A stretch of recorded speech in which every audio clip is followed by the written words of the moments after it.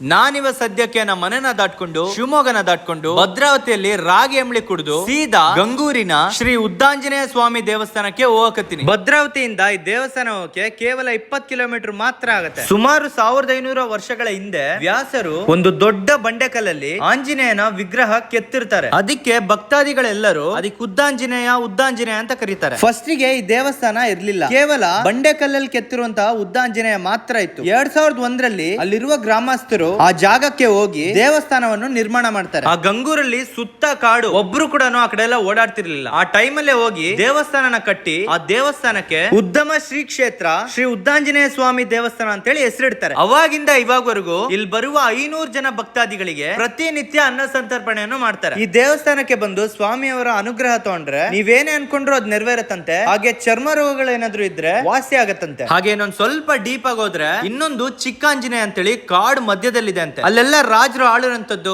ಹಳೆಗನ್ನಡದ ಶಿಲ್ಪಕಲೆಗಳು, ಕಲ್ಲಲ್ಲಿ ಕೆತ್ತಿರುವಂತದ್ದು ಸುಮಾರು ಇದಾವಂತೆ. ಅದನ್ನು ಎಕ್ಸ್ಪ್ಲೋರ್ ಮಾಡಕ್ ಹೋಗ್ತೀನಿ. ನೀವು ನನಗೆ ಫಾಲೋ ಮಾಡ್ಕೊಳ್ಳೋದ್ರಿಂದ ನನಗೊಂದು ಒಳ್ಳೆ ಸಪೋರ್ಟ್ ಸಿಕ್ಕಂಗಾಗತ್ತೆ. ಸೊ ಫಾಲೋ ಮಾಡ್ಕೊಳ್ಳಿ. ಈ ವಿಡಿಯೋ ನಿಮ್ಗೆ ಏನಾದ್ರೂ ಇಷ್ಟ ಆಗಿದ್ರೆ ಜೈ ಆಂಜನೇಯ ಅಂತೇಳಿ ಒಂದು ಕಮೆಂಟ್ ಹಾಕಿ.